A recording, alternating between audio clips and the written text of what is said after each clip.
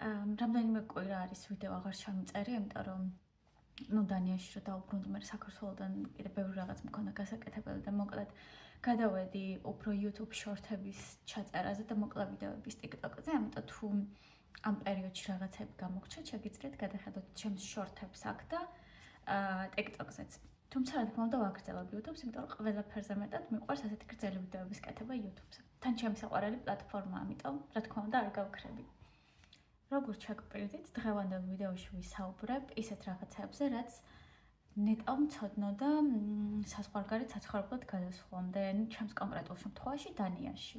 რაღაცები შესაძლოა იგივე რაღაცები გაქვთ გამოცდილი იმ ადამიანებს, რომლებიც სხვა ქვეყნებში წავიდნენ საცხოვრებლად, იმიტომ რომ ზოგი რაღაც მეორდება, ქვეყანას არ აქვს მნიშვნელობა, როცა შენი საყვარელი ქვეყანიდან, შენი ქვეყნიდან ზოგადად გადიხარ და სხვაგან იწყებ ცხოვრებას, რაღაც გამოცდილებები მსგავსია.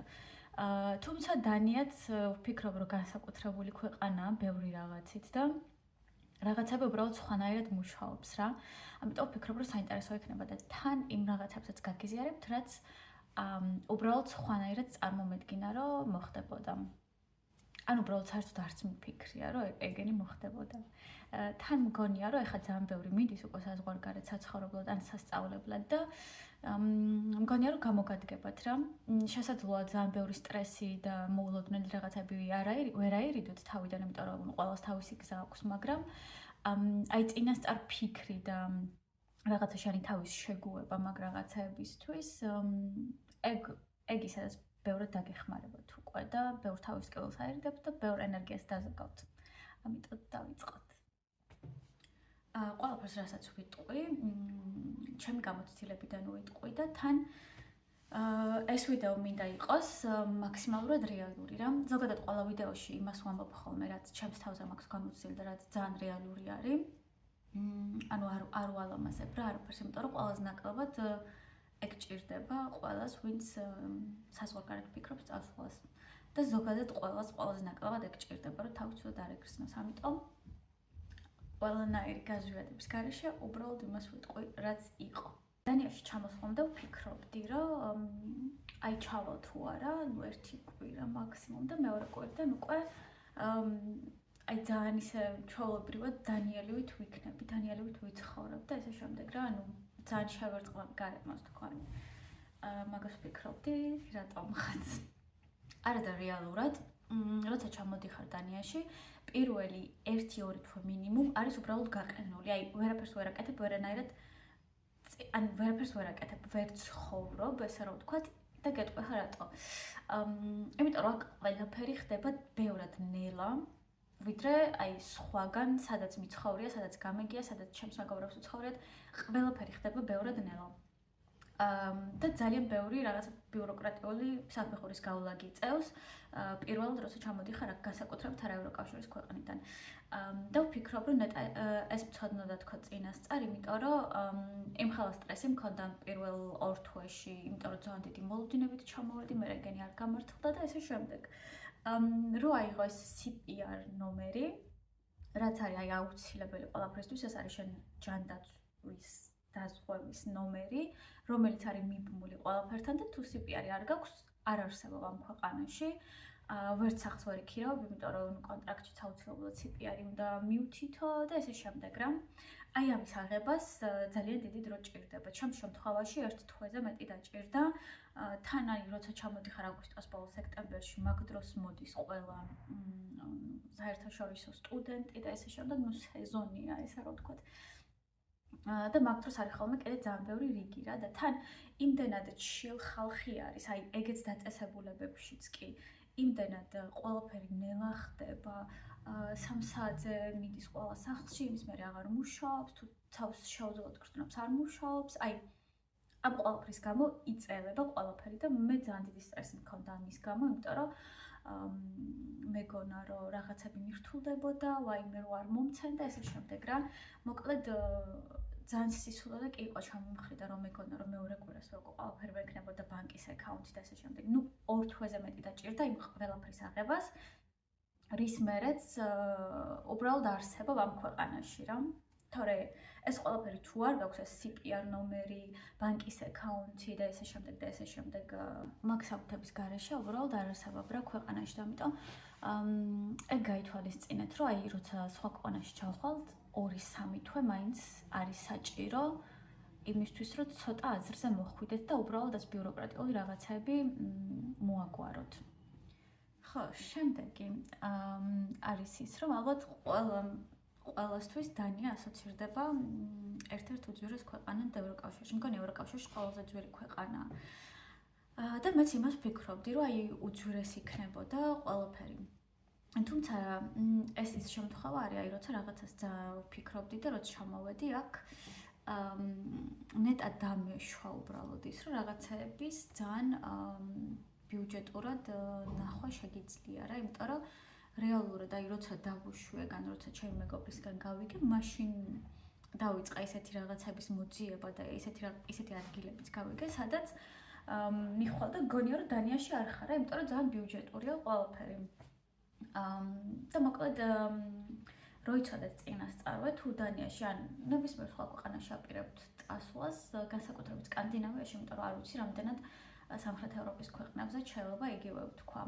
მაგრამ სკანდინავიაში, ამ შემთხვევაში დანიაში არის ძვირი ქალაქი, თუმცა არის ძვირი ტურისტებისთვის, ესე ვიტყოდი რა, იმიტომ რომ როცა აქ ცხოვრობ, ძალიან ბევრი ისეთ საშუალებას ნახავ, ან ისეთ რაღაცას გაიგებ, რომ აი წარმოუდგენლად ბიუჯეტურად შეგიძლია რაღაცების ნახვა, ესე მოკლედ რა ვთქვა, ან სრულად უფასოდ. კიდევ უკეთესი. ხო და ესეთი რაღაცების გაგება და მოძიება დავიწყე რაც მგონი 1-5-6 თვის მერე უკვე რაც გადმოვედი დანიაში საცხოვრებლად, ну სასწავლებლად. პირველ რიგში განსაკუთრებით აი სტუდენტისთვის იყო რავი 64 ძალიან ჩვეულებრივად ესეთი რაღაცები ბინაზე ვიტყვი და ტრანსპორტზე რო არის საკმაოდ ძვირი და აი ძალიან უნდა გაგიმართლოს მაგაში რომ რაღაცა დაბალ ბიუჯეტური ბინა ნახო. ბინაში გულისხმობ ოთახს, ესე მთლიან ბინას ვერ ნახავთ, რასაც იქ ირავით ოთახს. და ოთახიც უკვე საკმაოდ ძვირია. აი დაბალ ბიუჯეტური ოთახი რო ნახო ქალაქის ცენტრში, ძალიან უნდა გაგიმართლოს, თითქმის არ არსებობს.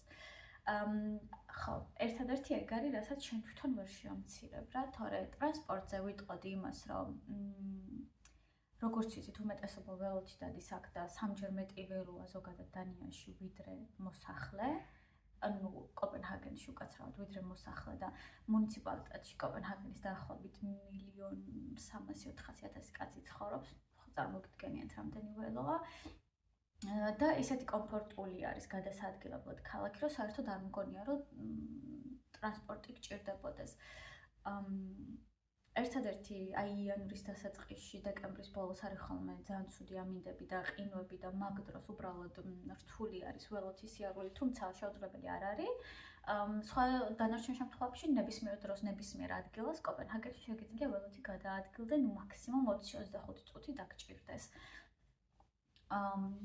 ხო და ამიტომ გამოდის, რომ შეგიძლია საერთოდ არ გადაიხადო არაფერი ტრანსპორტში და ერთი ველო იყიდო ან იქირაო, რომელიც რეალურად ძალიან დაბალ ბიუჯეტურად შეგიძლია რომ ნახო რაღაცა საიტებზე, გამოყენებული ველოები, რომელიც უკარგეს მდგომარეობაშია. და ხო გქონდეს წლობით საკუთარი ველო, ზუსტად ისე როგორც მე მაქვს, ჩემი ველო ვიყიდე, წარმოიდგინეთ 300 კრონა და რომელიც არის დაახლოებით 40 евро. და უკვე მეორე წელია ჩემი ბესტია. ესე საკვებთან დაკავშირებით ერთი ვიდეო ადრე TikTok-ზე ჩავწერე რა ღირს საკვები დანიაში და იქვე თქვენ თვითონაც ხედავთ ალბათ რომ საქართველოს ფასებისგან განსხვავებული არ არის. რაღაცები აქ უფრო იაფიღებს ვიდრე საქართველოში. განსაკუთრებით ფასდაკლებებზე აი რავი შეგიძლიათ ერთი კვირის საკვები იყიდოთ ხოლმე. არ ვფიქრობ რაღაცა ცეცხლის ფასები უკიდია. აქ ერთადერთი რაც ძვირი არის გარეთ ჭამა. თუმცა თუ დაზოგვას გეგმავთ ან სტუდენტი ხართ, ესე ყოველ კვირა და ყოველ დღე გარეთ საჭმელად არავინ დადის ხო რესტორნებში, სერვისი არის ძვირი ერთადერთი. ამიტომ თუ ფასდაკლებებზე, რომელიც რეალური ფასდაკლებებია, ან ნებისმიერ სუპერმარკეტში შეხვალთ აქ, საქართველოზე ძვირი ნამდვილად არ დაგიჯდებათ არაფერი. იმიტომ რომ მან რო ჩამოვდივარ ხოლმე და ფასები ყოველ 3 თვეში, ან 4 თვეში ჩამოვდივარ, ყოველ ამ დროს ანუ გაზრდილი მხდება, აქ ეგრე არ არის. ამიტომ დანია რო ძალიან ძვირია და ხალხი მაგიტო არიდებს ხოლმე თავს, რაღაც მხრივ მესმის, როცა 4 დღით ჩამოდიხარ და ეს ადგილები არ იცი. რა თქმა უნდა ძვირი ჯდება, მით უმეტეს იმ შემთხვევაში, როცა გადიხარ გარეთ საჭმელად ან ტრანსპორტს იყენებ და მაგიტო ვთქვი, რომ დანია არის ძალიან ძვირი, თუმცა უმეტესად ტურისტებისთვის. აქ მცხოვრებთათვის ძალიან ჩვეულებრივად შეიძლება იცხოვრო იგივე ხარჯებით, რაც ვთქვათ ევროპის, სამხრეთ ევროპის ქვეყნებში ან თუნდაც საქართველოში. თუ არ ჩავთვლით საცხოვრებელს. ეს არის ერთადერთი უფრო ძვირი ვიდრე საქართველოშია. თუმცა ეხლა რო ვაკვირდები ხოლმე ფასებს იქ, ძალიან ბევრითაც არ განსხვავდება მგონი. 1-2 სიტყვა ახლა თვითონ დანიელებზე. ხალხი არის ძალიან პირდაპირი და ნეტა მცოდნოდა ის, რომ როცა პირდაპირ გეუბნებიან რაღაცებს გაზვიადების გარეშე და შერბილებების გარეშე, არ უნდა მიიღო პირადად. ეგ არის ძალიან კაი სკილი, რომელიც რაც უფრო მალე გეცოდინებათ, რაც უფრო მალე შეიძენთ მაგ უნარს, მით უკეთესი, რომ ანუ პირადად არ მიიღოთ რაღაცები, რა ძალიან პირდაპირია ხალხი აქ, არ უყვართ გაზვიადება, როცა რაღაცას ყვებიან, ზუსტად ისე ყვებიან, როგორც რეალურად მოხდა რა, ანუ ჩვენ ხო ძალიან ემოციებით ვიცით ხოლმე, რა ვიცი, ერთი რაღაცას გააზვიადებ ხავა, ისე ხო არ მოყვები, როგორც მართლა იყო. აქ აი ზუსტად ისე ყვებიან, როგორც არის ყველაფერი გაზვიადების გარეშე, ემოციების გარეშე და აი როცა შენ თვითონაც რაღაცას გესაუბრებიან, არასდროს არ გრჩება ის ფიქრი, რომ ნეტ ამ ადამიანის თავში ახლა რა არის. ანუ ყოველთვის იმდენად კარგები არიან კომუნიკაციაში დანიელები, რომ ყოველთვის იცი რას ფიქრობს ის ადამიანი, ნუ მინიმუმ შენზე რა. არიან ძალიან ზრდილობიანებიც, ანუ კარგ შუალედში იჭერენ ხოლმე და ძალიან პირდაპირები, ანუ თუ რაღაც არ მოწონთ, იცი, თუ რაღაცა მოწონთ შენში, ეგეც იცი. და უბრალოდ პირადად არ უნდა მიიღო. როცა მაგას შეწყვეტ, ბევრი რაღაცა ბევრად მარტივი ხდება. განსაკუთრებით აქ ცხოვრება დანიელებთან ერთად. ხო, მგონი მეოთხეა ეს ან მეხუთე. ზუსტად არ მახსოვს. შემდეგი ის რაც ნეტო მცოდნოდა, რომ როცა ის საზღვარგარეთ მიდიხარ საცხოვრებლად, მგონი ეს ის მომენტია, როცა ყველას ერთნაირად გვაქვს გამოცდილი რა, ანუ თლად დანიაზე არ ვიცი, თუმცა სკანდინავიაში უფრო მასშტაბურად შემიმჩნევია ეს რაღაცები, ვიდრე ვთქვათ ისეთ ქვეყნებში, რომლებიც კულტურულად ალბათ უფრო ახლოს არიან ჩვენთან. აქ ხალხი არ ერევა შენ ცხოვრებაში საერთოდ და ეხლა რას გულისხმობ, ანუ არავინ არ მოვა და არ გკითხავს, რამე ხო არ გიჭირს, ცუდად ხო არ ხარ, ან რამეში ხო არ შემეძლია დახმარება, აი არავინ არ მოვა ესე თავისით არასდროს. ყველა ელის იმას, რომ თუ რაღაც გჭირდება შენ მათგან ან ზოგადად, უბრალოდ შენ თვითონ მოითხოვ და იტყვი. აი ყველა მაგას ელის რა და მე თავიდან ეგ არ ვიცოდი, იმიტომ რომ საქართველოში ხო, ნუ სხვანაირად არის არა, ნუ ყველასგან შეჩვეული ხარ, რომ ჯერ შენ ცოტ ოჯახშიც ეგრეა, მოდის საყვარელი ადამიანი და ყოველთვის გეკითხება, ხო კარგად ხარ, ან მეგობარი, ზოგადად ყველა ურთიერთობა ეგრე გვაქვს რა, აწყობილი ასე თუ ისე. აქ არა. და თავიდან ძალიან გამიჭირდა, იმიტომ რომ ვფიქრობდი, რომ აი ეს ხალხი ესე რო არ მოდის და არ მეკითხება 2-3 დღე არ მიმიწერი, ანუ საერთოდ ვაინტერესებ. ესეთი რაღაცები ხდება. არა რეალურად ელიან ისინი იმას, რომ შენ თუ რაღაცა გიჭირს, ან რაღაცა გინდა მათგან, ელიან, რომ შენ თვითონ იქნები კარგი კომუნიკატორი და ეტყვიან ყველაფერს მათ რა. მოკლედ არავინ არ მოვა. ამაგას რაც უფრო მალე გაიაზრებთ, ვფიქრობ მით უფრო ბევრი რაღაცა გაგიმარტივდებათ. თუმცა რაც უფრო ახლოვდებ მე ადამიანთან და ბევრად კარგად გიცნობს, ხო, ეს რაღაცები დანიელებში იცვლება ხოლმე, აი როცა იციან, რომ მაგალითად ჩვენ სხვა კულტურიდან ვართ და უკვე საკმაოდ ახლო მეგობრები ვართ, თვითონაც ცვლიან ამ საქციელს და მე რო უკვე იციან, რომ ნუ კაი ჩვენ სხვა კულტურაში ვართ გაზრდილები, ისინი სხვა, თუმცა რადგან ჩვენ გვჭირდება ეს და ჩვენთვისაც რთული არის ხოლმე ზოგჯერ რაღაცა, აი ძალიან მიჭირს დამეხმარე, ეგრე არ ვართ ხოლმე ხო სხვისგან ველოდებით. მე ეგენიც ცვლიან, რომ კაი იმას თუ უჭირს, ნუ მეგობრები ხო ვართ მივალ და მე უკითხო. ანუ თლად ეგრე არ არის, ეს დასაწყისში ვამბობდი უბრალოდ, როცა ჩამოდიხარ დასაწყისშივე, რომ ეს პირადად არ მიიღო რაღაცები და თან არ ელოდო, რომ სხვა მოვა და სხვა გკითხავს რა. თან ეს ორი რაღაცა იწვევს ხოლმე მე ძალიან დიდ მარტოობის შეგრძნებას და რეალურად უბრალოდ სხვა კულტურა, ხალხი სხვანაირად ფიქრობს და ისინიც ვერაფერს შეცვლიან თუ არ ეცოდინებათ, ხო? ამიტომ ზოგადად აი სიტყვების slow down და chill ამათი მნიშვნელობა რეალურად გავიგე დანიაში გადმოსვლის შემდეგ, იმიტომ რომ ამაზე chill ხალხი არასდროს არ შემხვედრია არსად. ძალიან უყვართ ნელი ცხოვრება. ცხოვრობენ აი ძალიან მშვიდად და თან კოპენჰაგენი აი ერთადერთი ქალაქია, სადაც გარეთ გასვლა არ მიხდის. თბილისი ხო საგიჟეთია, ვცდილობ ხოლმე ყველანაირად დავარიდო რა გარეთ გასვლას, ტრანსპორტს და ასე შემდეგ თავი. მაგრამ არა კოპენჰაგენში არა, აი გადიხარ და არ იღლები ისვენებ რა და ხალხიდანაც მოდის ეს რაღაცა ძალიან მშვიდი chill ვაიბები და ესე შემდეგ და გრძნობ ამ ყველაფერს რა. ნებისმიერ ურთიერთობაში, ნებისმიერ სიტუაციაში აქ. ეხლა კიდე ეს რაში გამოიხატება, რომ აი ყველაზე ძალიან ისეთი chill ხალხია და არის სტრესავენ თავს ზედმეტი რაღაცებით და ესე შემდეგ. რუმეითები მყავს 27-28 წლის, რომლებმაც ეხლა დაიწყეს ბაკალავრის სწავლა, ანუ წელს ჩააბარეს რა. ჩემზე წარმოიდგინეთ 3 წლით დიდები არიან. ხო და საქართველოში ხო ძალიან ისე არის სტრესთან ასოცირდება და დროის დაკარგვასთან ეს გეფი არის აღება სკოლის შემდეგ და ეს შემდეგ რა. აქ არა პირიქით, ანუ არ ვიცნობ არც ერთ დანიელს, რომელიც პირდაპირ უნივერსიტეტში წავიდა, რომელმაც რაღაცა ჩააბარა უნივერსიტეტში, აი შემდეგ წელსვე სკოლის დამთავრების შემდეგ. ყველა იღებს gap years, ერთი წელი მოგზაურობენ ხოლმე, მერე მუშაობენ, ძალიან ბევრ workshops ესწრებიან და რაღაცა პროექტებს აკეთებენ. ნუ აქ გარემოც ხელს უწყობს, რა თქმა უნდა, კიდე სხვა თემა, მაგრამ ამ ყველაფერს აკეთებენ რა უკეთ გაიგონ რა უნდა და ესე შემდეგ და აი როცა გრძნობენ რომ ესე თუ ისე რაღაცა სფერო არის რომელიც განსაკუთრებულად აინტერესებთ, მე უკვე იწყებენ იმის სწავლას. არ მოეწონებათ რა პრობლემაა, შეცვლიან და 35 წლის ასაკში დაიწყებენ ახალ ბაკალავრს. არანაირი პრობლემა არ არის აქ ეგ. ძალიან stress free ხალხია და ესეთი რაღაცები ბევრად ადრე რომ ცოდნო და ანუ ბევრად ადრე რომ გამეაზრებინა, ან დამეშვა რომ მე თვითონაც ჩემ თავისთვის უფლება მეცა რომ გამეკეთებინა, ალბათ ცხოვრებაში ძალიან ბევრ სტრესს ავირიდებდი.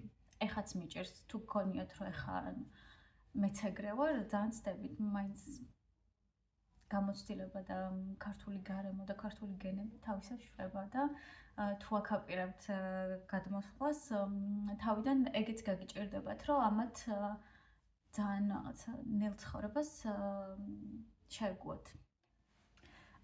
ნეტ აქ ჩამოსვლამდე ვცოდნო და რომ გაზაფხულ-ზაფხულზე და შემოდგომა ზამთარზე დანიაზე ფიქრობ, რომ აი ორი სრულიად განსხვავებული ქვეყანაა.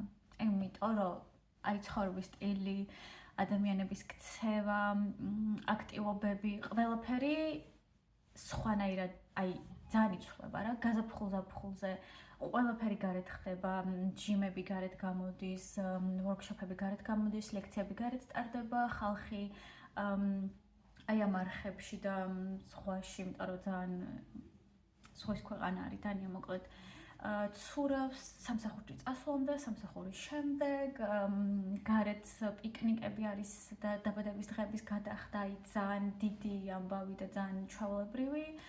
მოკლედ აი აპრილიდან დაახლოებით ოქტომბრის ბოლომდე არის განსხვავებული ქვეყანა დანია და მე უკვე ნოემბრიდან მარტამდე სადღაც სრულიად რადიკალურად განსხვავებული, იმიტომ რომ ყველაფერი ეს რაც გარეთ ხდება, ინაცვლებს შიდა ნაწილებში.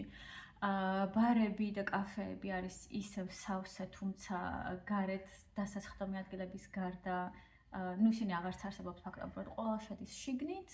5-6-ის მერე ძალიან იშვიათად თუ ნახავ ხალხს გარეთ, თუმცა სადაც არ უნდა შეხვიდე, ყველაფერი სავსეა ხოლმე, განსაკუთრებით პარასკევს და შაბათს და აი ყველაზე რთულია ხოლმე ალბათ უცხოელისთვის კვირა საღამო, იმიტომ რომ არავინ არაფერს არ გეგმავს, ყველა ემზადება ორშაბათისთვის, ყველა თავის ოჯახთან ატარებს დროს, ან უიკენდზე სადღაც იყვნენ წასულები და ბრუნდება და არავის გასulis თავი არ აქვს და ამიტომ ყველა ჩემი უცხოელი მეგობრისგანაც იგივე გამიგიარა და მეც მიგრძვნია, რომ აი კვირა საღამო არის ყველაზე მარტოობის დრო, მოკლედ ყველაზე მარტო უცხოელი აი მაგ დროს გრძნობს ხოლმე თავს რა.